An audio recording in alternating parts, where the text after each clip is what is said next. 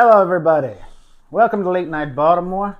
And it is late night in Baltimore. The Eagles game just ended. The Eagles lost another game. Well, trying to class up the joint. People asking if this is real. Real as a donut. But I'm going to try to be classy now.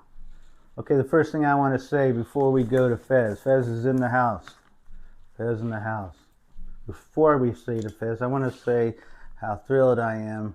I believe that this season has put an end to one of the stupidest things about pro football, and that is the stupid fantasy football. Now that people can make real prop bets, nobody cares about fantasy football anymore. That's good. Okay, Fez, what do you say for number 10? 10 would be Buffalo Bills. Strong. Bills have had two impressive wins into the top 10, so they're the new We entry. said that they were going to be a late charge. We caught it. Josh Allen is the elite quarterback, and then everyone was talking about him regressing. Yeah. What about 9? 9 are the Cleveland Browns, and Joe Flacco. Yeah, the Cleveland Browns. Is playing like he did. He's playing like old Super Joe. Bowl Joe. That's pretty good, but that would be weird if Joe comes here and plays a playoff game here in Baltimore. That would be very interesting. Number 8. Number 8, the Jaguars. I put the Jaguars over, even though Jaguars have not been playing well lately. With Doug Peterson as coach, and you have your franchise quarterback, Trevor Lawrence. He just had a bad game last game. I had to put Trevor Lawrence over against the Jaguars. Against the Ravens. Okay, number 7. The Philadelphia Eagles, who just lost tonight. Sort of like a tailspin, but in defense of one player, Jalen Hurts did have a serious enough illness to keep a later flight. Yeah, it's probably to Seattle. What do we have for 6?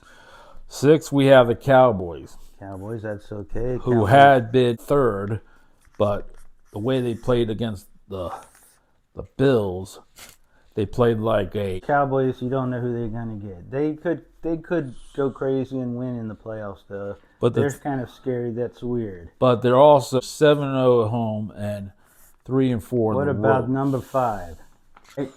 Still 6 games left. 3 games left. Okay, number 5. Oh, 2 games. 2 games left. Kansas City Chiefs.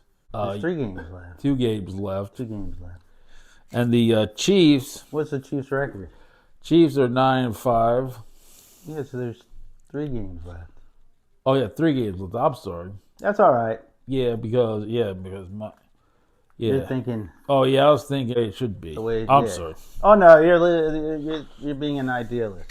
Because you can't go wrong being an idealist. There should only be 16. It is confusing because this is going to be week 16. Yeah, it's stupid. They should have just kept 16 games and made 2 buys for each team. Okay, number 4. Number 4 is the Lions. Yeah, that's fair. They're 10-4, and they had an impressive win against Denver, whose Denver's defense had been playing very well since that 70 points they allowed. But the Lions scored 6 touchdowns and had 42 points, so that was an impressive win. What are the top 3? Number 3, Miami Dolphins.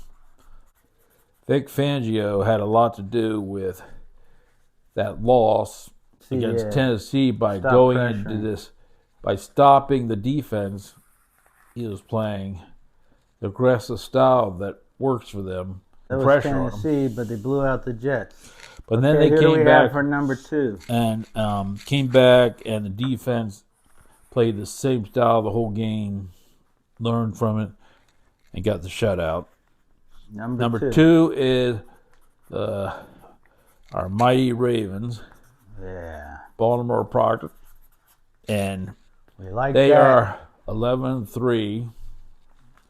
And they have the number 1 scoring defense in the league, that including less points allowed than the 49ers. And if Tyreek Hill doesn't get the MVP, then it will go probably at this point.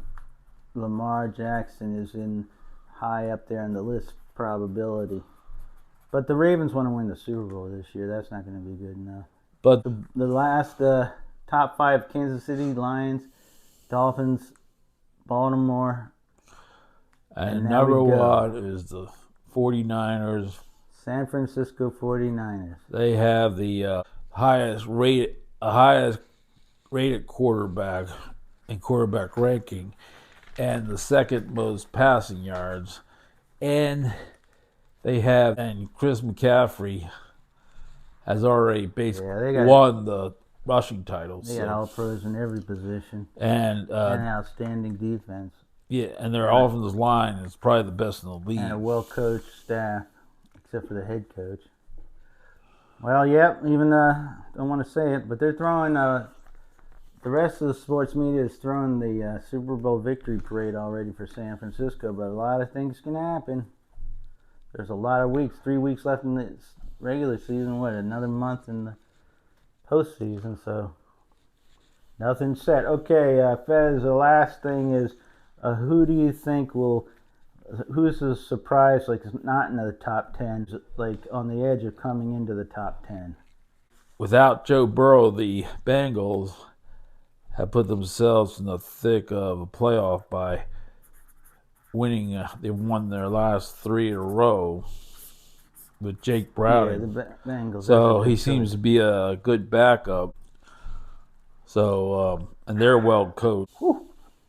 All right, with that, we shall say goodnight from Baltimore. Thank you, Mr. Fez.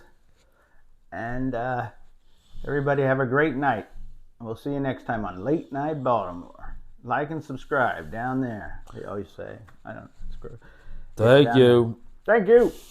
Good night.